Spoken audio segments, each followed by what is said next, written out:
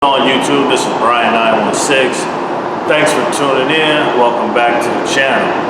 In this particular video, I'm talking about buying tools as auto mechanics. So as auto mechanics, auto technicians, we buy a lot of tools. Probably more tools than other blue collar trades. Some blue collar trades can get away with just a tool belt, a few tools in there. Or maybe, a serviceman may come to your house and fix some irrigation problems or some plumbing problems. And they may have a little, tackle box size toolbox to be able to accomplish whatever service they need to perform. But as mechanics, whether it be auto mechanics, diesel mechanics, aircraft, whatever piece of machinery you fix, industrial equipment, whatever the case may be, we end up buying wide varieties of tools, and we have to house them in ginormous chests, tool chests, to be able to house them all. Sometimes we need carts as well to be able to wheel them around. So I personally have I have 3 toolboxes here at work, pretty good sized toolboxes, and 1 tool cart, and they're all full. At home, I have a tool cart this size, and that thing's full with tools.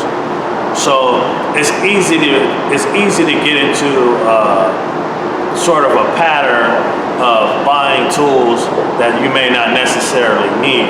And I know this could be somewhat of a touchy subject, but I think a lot of technicians overbuy tools. I know that may seem like an oxymoron. And it's widely argued in this field that there is no such thing as too many tools. Well, I actually disagree. I think there is a such thing as too many tools, and I'll explain what I mean. So basically, having too many tools is, do you really need to have 2 combination wrench sets? Why can't 1 combination wrench set get you by? In the chance that you break 1 wrench, well, you could just replace that 1 wrench. Do you have to buy a brand new combination wrench set? Or some technicians buy with the attitude, just in case, maybe one day I might have to use this tool, so I'm gonna go and spend $350, $400, $500 on a tool that maybe one day you might use. And I think that, being in this business for a long time, it's a habit to continue to buy tools, replace broken tools, upgrade tools to better quality, finally get that tool that you always wanted. So there's always this sort of repetitive, habit of buying tools. And you get to the point where you just keep buying tools that you may not necessarily need. Now, I'm not saying that, all technicians do that, or the tools that you have, there's no use for them.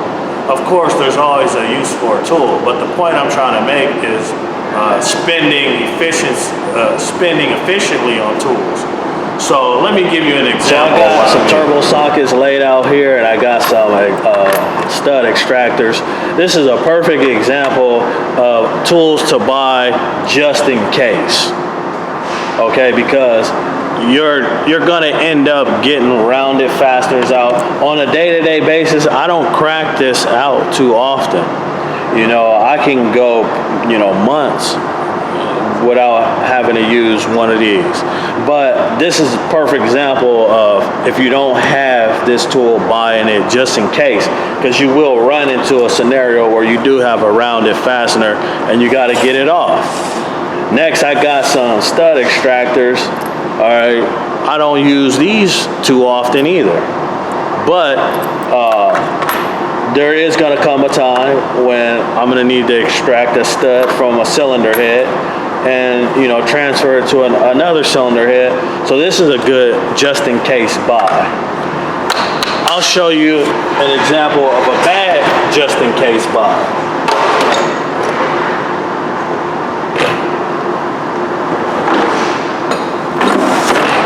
take for example these tools here. We'll start with this one. This is a crankshaft, camshaft alignment tool specifically for Volvo.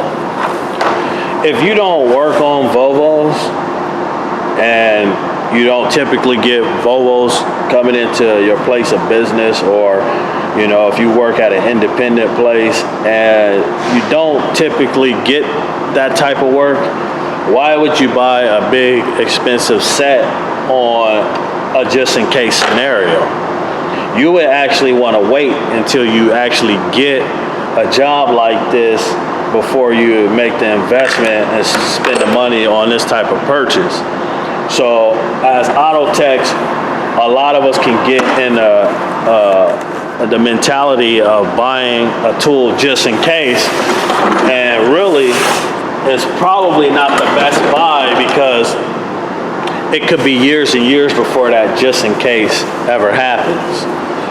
Same thing with this Chevy 1.8 timing tool. I did a head job on a Chevy Cruze. Not too many people have this tool, unless you maybe work for GM. But I did a head job on a Chevy Cruze 2015, and you got to use, you know, this weird little timing tool to get the valve timing set to be able to get the timing belt on. And so you actually time the cam off the tool.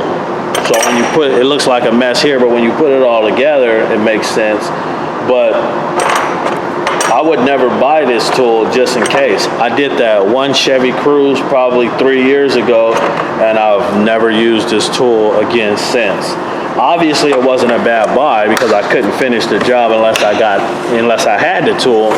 But if I never had that job coming to the shop, why would I buy this tool? Now, it doesn't necessarily have to be these tools. I'm just using this as an example.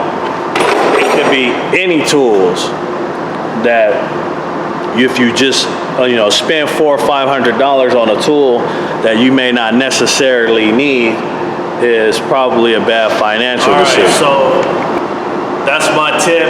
My tip is to actually wait until you need the tool before you make the investment. It's probably not the wisest idea to just keep buying tools